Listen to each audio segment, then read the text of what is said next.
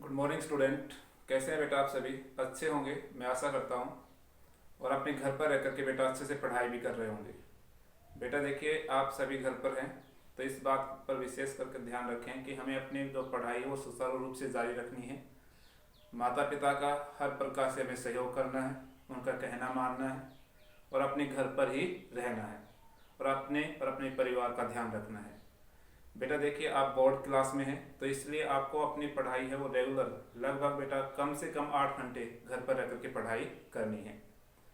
अपनी जो बुक चल रही है बेटा हिस्ट्री, उसका जो सेकंड चैप्टर चल रहा है the age of the industrialisations, तो हमने कल हमारे जो गौरवशाली इतिहास के बारे में जाना था, इंडियन जो टेक्सटाइल ट्रेड के बारे में। जब बेटा हम कह सकते हैं कि भारत जब सोने की चिड़िया था, उस समय की हम बात कर रहे थे नेक्स्ट लेक्चर में। लेकिन इस भारतीय कपड़े व्यापार में काफ़ी बदलाव देखने को मिले। वो बदलाव क्यों हुए, उसके बाद भारतीय कपड़ा व्यापार पूरी तरह से क्यों समाप्त हो गया, उसके क्या कारण रहे, आज हम वो जानेंगे।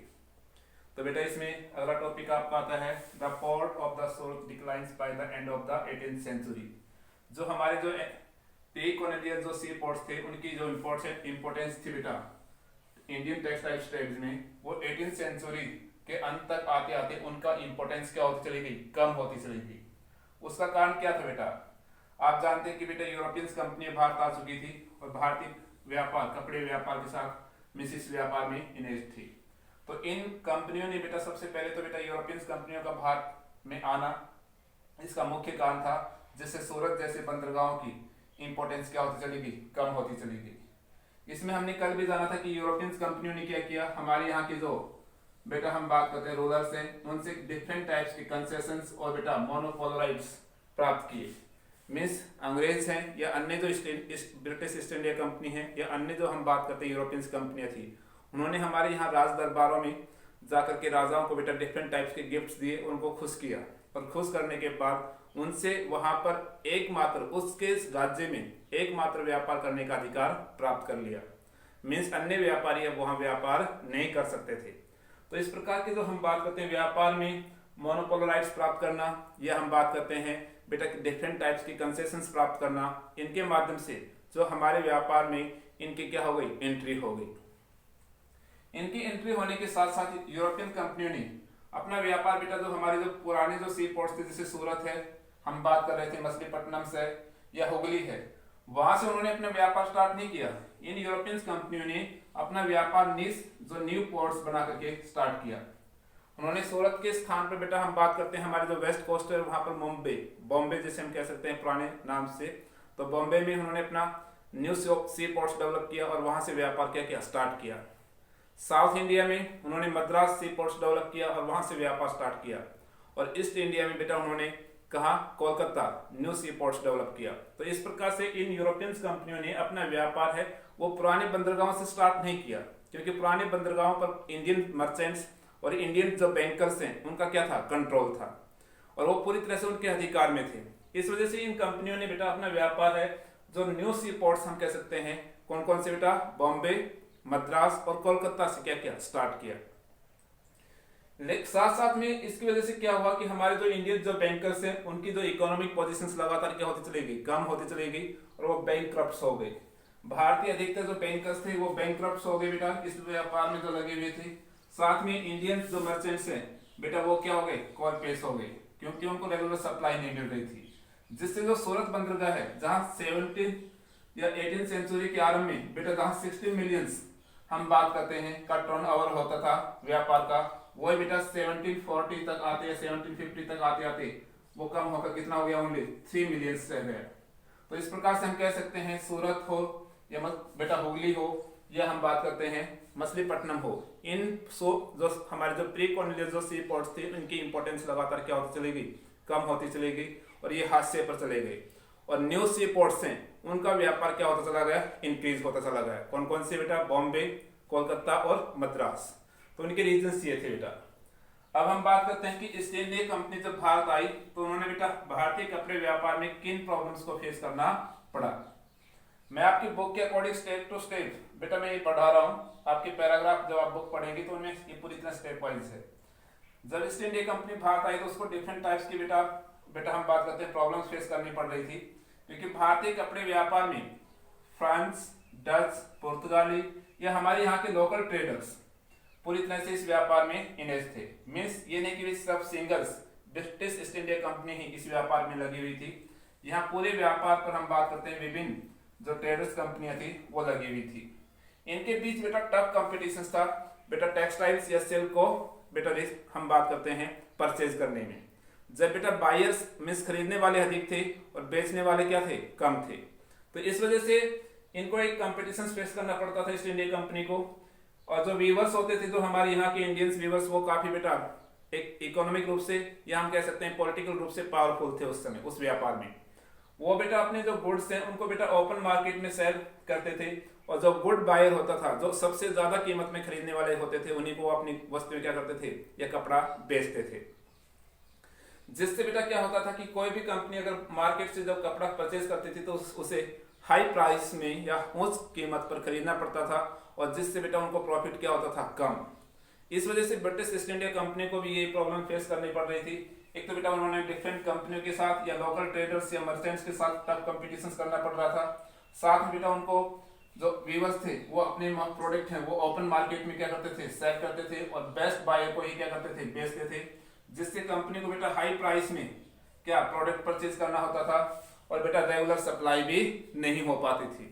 इस वजह से ब्रिटिश ईस्ट इंडिया कंपनी को डिफरेंट टाइप्स की प्रॉब्लम्स फेस करनी पड़ रही थी। इस प्रॉब्लम्स को सॉल्व करने के लिए ब्रिटिश ईस्ट इंडिया कंपनी ने बेटा डिफरेंट टाइप्स के क्या स्टेप उठाए। जैसे आप जानते हैं कि प्लासी का जब युद्ध हुआ तो उसमें बेटा सिराजुद्दौला की क्या हुई, हार हुई, और सिराजुद्दौला की हार के साथ ही ब्रिटिश ईस्ट इंडिया कंपनी का लगभग हम बात करते हैं जब बंगाल प्रोविंसी है उस पर पॉलिटिकल्स क्या हो गया, कंट्रोल हो गया। और जैसे ही बेटा ब्रिटिश ईस्ट इंडिया कंपनी ने यहाँ पर भारत में राजनीतिक सत्ता की स्थापना की तो उन्होंने बेटा इस पूरे कपड़े व्यापार पर अपना कंट्रोल करने के लिए डिफरेंट स्टेप उठाए। और वो स्टेप्स क्या थे बेटा, उन स्टेप में हम बात करते हैं, देख पाते हैं आप। ब्रिटिश ईस्ट इंडिया कंपनी ने बेटा इस पूरे कपड़े व्यापार पर अपना कंट्रोल करने के लिए उन्होंने क्या किया, उन्होंने बेटा एक हम बात करते हैं एक प्रॉपर मैनेजमेंट सिस्टम्स क्या किया, डेवलप किया गया इस व्यापार के लिए, ताकि पूरी तरह से उस व्यापार पर क्या हो, ब्रिटिश ईस्ट इंडिया कंपनी का कंट्रोल हो। साथ में उन्होंने बेटा अपने जो कंपटीशंस को कंट्रोल करने के लिए और कॉस्ट को कंट्रोल करने के लिए डिफरेंट टाइप्स के क्या स्टेप उठाई। इस पूरे कपड़े व्यापार पर कंट्रोल करने के लिए उन्होंने पेड सर्वेंट्स गुमास्ते क्या किए, अपॉइंट किए गए।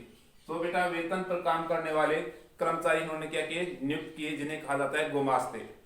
ये गुमास्ते बेटा क्या करते थे, गुमास्ते हैं वो पूरी तरह से इस पूरे कपड़े व्यापार पर सुपरवाइज करते थे, वीवर पर सुपरवाइज करते थे, उनसे बेटा उनको एडवांस में मनी देते थे और उनसे बेटा फिनिश प्रोडक्ट रिसीव करते थे और बेटा टेक्सटाइल्स की क्वालिटी को भी क्या करते थे, जांच करते थे।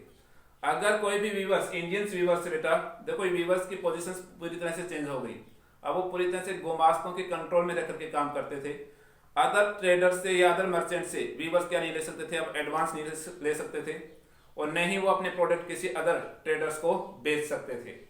अगर कोई इस तरह का वीवर्स इस तरह के कार्य में पाया जाता था या पकड़ा भी जाता था तो गुमास्ते बेटा उनको कठोर से कठोर क्या देते थे, दंड देते थे या सजा देते थे, पनिश देते थे। इसलिए कई बार ऐसा सिस्टम देखने के बाद हम देखते हैं कि पूरी तरह से कपड़े व्यापार पर किसका कंट्रोल हो गया बेटा, ब्रिटिश ईस्ट इंडिया कंपनी का कंट्रोल हो गया। इसकी वजह से जो हमारे जो हम बात कर रहे हैं कि व्हाट हैपेंस वीवर्स, तो वीवर्स के साथ क्या घटा आफ्टर हम बात करते हैं political establishment of British East India company. जब ब्रिटिश ईस्ट इंडिया कंपनी ने भारतीय कपड़े व्यापार पर पूरी तरह से कंट्रोल कर लिया तो भारतीय जो वीवर्स हैं या इंडियंस वीवर्स हैं, बुनकर्स हैं, उनकी पोजीशंस पूरी तरह से क्या हो गई, चेंज हो गई। देखो पहले जब बेटा ब्रिटिश ईस्ट इंडिया कंपनी की पॉलिटिकल एस्टेब्लिशमेंट नहीं हुई थी तो वो अपने प्रोडक्ट ओपन मार्केट में सेल करते थे और बेस्ट बायर को सेल करते थे और वो किसी से भी एडवांस में मनी ले सकते थे और उसके लिए क्या बेटा टेक्सटाइल्स का प्रोडक्शन करते थे। लेकिन जैसे ब्रिटिश ईस्ट इंडिया कंपनी का यहाँ पर क्या हुआ बेटा, कंट्रोल हुआ, तो वो ओपन मार्केट में अपने प्रोडक्ट नहीं सेल कर सकते थे, सिर्फ वो ब्रिटिश ईस्ट इंडिया कंपनी के लिए ही गुड्स का क्या करते थे, प्रोडक्शन करते थे।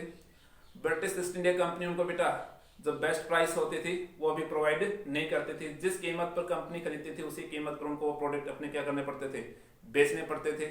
उनकी फ्रीडम्स पूरी तरह से क्या हो चुकी थी, समाप्त हो चुकी थी। अगर वीवर्स किसी प्रकार से किसी अदर प्रोडक्ट अगर अदर मर्चेंट्स को बेटा प्रोडक्ट सेल करता है तो बेटा उसके लिए क्या पनिशमेंट्स, कठोर सजा होती थी। गुमास्ते, उनको कठोर से कठोर कह देते थे, सजा देते थे। इस तरह से हम देखते हैं कि जो इंडियंस वीवर्स थे उनकी पोजीशंस बिल्कुल क्या हो चुकी थी, चेंज हो चुकी थी। इसके साथ साथ हम बात करते हैं अगला इसमें impact on the Indian textiles trades due to the industrialization in Britain. जब बेटा ये तो हमारे कपड़े व्यापार की बात थी, लेकिन 18th सेंचुरी तक आते आते ब्रिटेन में इंडस्ट्रियलाइजेशन प्रोसेस क्या हो गया था, स्टार्ट हो गया था। Means Manchester come to India जो टॉपिक है वहां से स्टार्ट कर रहे हैं अब हम आपसे। तो बेटा जैसे ब्रिटेन में इंडस्ट्रियलाइजेशन प्रोसेस स्टार्ट हुआ तो वहां के जो ब्रिटिश गवर्नमेंट ने डिफरेंट टाइप्स के बेटा रूल एंड रेगुलेशंस में क्या किए, चेंजमेंट किए। किस वजह से? क्योंकि जो ब्रिटेन के जो उद्योगपति थे उन्होंने ब्रिटिश गवर्नमेंट पर बेटा फोर्स बनाया कि बेटा वो अदर कंट्री से जो इंपोर्ट्स करता है जो टेक्सटाइल्स को, उस पर क्या किया जाए, बैन किया जाए। तो बेटा भारत से बड़े पैमाने पर कपड़े का क्या होता था, वहां इंपोर्ट्स होता था। तो भारतीय कपड़े की डिमांड्स ब्रिटेन में क्या हो गई, बंद। दूसरा बेटा उन्होंने ये भी कहा कि भी जो इंटरनेशनल मार्केट्स हैं वहां पर उनके प्रोडक्ट को क्या किया जाए, सेल किया जाए। अब बेटा इंडियन टेक्सटाइल्स को बेटा ब्रिटिश जो मैन्युफैक्चरिंग जो गुड्स हैं उनके साथ क्या करना पड़ रहा था, इंटरनेशनल मार्केट में टफ कंपटीशन करना पड़ रहा था। दूसरा उन्होंने कहा कि भी इंडियंस मार्केट्स में भी जो ब्रिटिश जो बेटा टेक्सटाइल्स हैं उनको क्या किया जाए, एक्सपोर्ट्स किया जाए। इस वजह से भारतीय बाजार ब्रिटेन से, मैनचेस्टर से आयातित जो कपड़ों से क्या भर गए। और ये कपड़े बेटा प्राइस में काफी क्या थे, चीप थे, इनकी प्राइस काफी कम थी और इंडियन टेक्सटाइल से काफी क्या थे, फाइन थे। इसलिए भारतीय कपड़े व्यापार को इन डिफरेंट टाइप्स की प्रॉब्लम्स को क्या करना पड़ा, फेस करना पड़ा। और हमारा जो कपड़ा व्यापार धीरे धीरे क्या होता चला गया, कोलैप्स होता चला गया। इसके इस परिणाम से क्या हुआ कि जो हमारे जो इंडियन जो व्यूअर्स हैं उनको क्या प्रॉब्लम्स फेस करनी पड़ी। तो इंडियन व्यूअर्स को बेटा देखिए जो मैनचेस्टर से आयातित कपड़े के बाद उन्होंने डिफरेंट टाइप्स की प्रॉब्लम्स फेस करनी पड़ी। एक तो बेटा भारतीय कपड़े की डिमांड्स क्या हो गई, कम हो गई। दूसरी हम बात करते हैं इंटरनेशनल मार्केट्स में भी भारतीय कपड़े की डिमांड क्या हुई, कम हुई। नंबर 3 बेटा जो अब जो ब्रिटेन से जो आयातित कपड़े थे वो भारतीय बाजारों में बिक रहे थे, जिससे भारतीय बाजार पर भी ब्रिटिश या मैनचेस्टर से आयातित कपड़े से का कंट्रोल हो गया। वो कपड़ा काफी फाइन था और उसकी प्राइस भी क्या थी, काफी कम थी, जिससे भारतीय जो टेक्सटाइल ट्रेड्स है उसकी डिमांड्स क्या होती चली गई, कम होती चली गई। साथ में बेटा ब्रिटिश गवर्नमेंट ने भारत से रा कॉटन का क्या एक्सपोर्ट्स करना क्या कर दिया, स्टार्ट कर दिया, जिससे इंडियन व्यूअर्स को रा कॉटन की जो सप्लाई है वो भी क्या हो गई, बाधित हो गई। मीन्स जो भारतीय बुनकर थे उनको रा कॉटन जो कच्चा माल है वो भी इजीली प्राप्त नहीं हो पा रहा था। इस वजह से भारतीय कपड़े व्यापार को पूरी तरह से हम कह सकते हैं एंड तक पहुंचाने में बेटा जो ब्रिटेन में इंडस्ट्रियलाइजेशन स्टार्ट हुआ उसने एक अहम रोल अदा किया। तो बेटा आपका ये टॉपिक यहाँ तक कंप्लीट होता है। Coming up the factory in India, ये टॉपिक से हम कल स्टार्ट करेंगे। तो आज आपने जो हमने पढ़ाया है एक एक लाइन अपनी बुक से पढ़ेंगे और इन सभी टॉपिक्स पर एक टॉपिक से ये द पोर्ट्स ऑफ द सूरत, या हम कह सकते हैं बेटा पे कॉलोनी सी पोर्ट्स हैं, उनके बेटा 18th सेंचुरी के एंड तक डिक्लाइंस क्यों हो गई।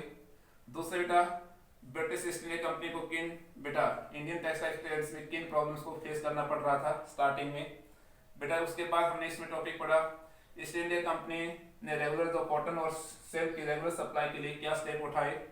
उसके बाद हमने बेटा what happened to the weavers, बेटा बुनकरों के साथ क्या घटना घटी आफ्टर हम बात करते हैं political establishment of the British East India company. और नंबर 4 इसमें impact of the Indian textile trades due to the industrialization. जब ब्रिटेन में औद्योगिकरण शुरू हुआ तो भारतीय कपड़े व्यापार पर इसका क्या प्रभाव पड़ा, और बेटा इस व्यापार की वजह से या आफ्टर इंडस्ट्रियलाइजेशन जो इंडियन वीवर्स हैं उनको कौन सी प्रॉब्लम्स फेस करनी पड़ी। तो हमारे टॉपिक्स आज के हो गए 1, 2, 3, 4, 5 और 6। इन 6 टॉपिक्स पर बेटा आपको क्या करना है, वर्क करना है और अपने फेयर नोटबुक में इनको नोट्स बनाने हैं और साफ सुंदर और बेटा याद भी करने हैं। धन्यवाद।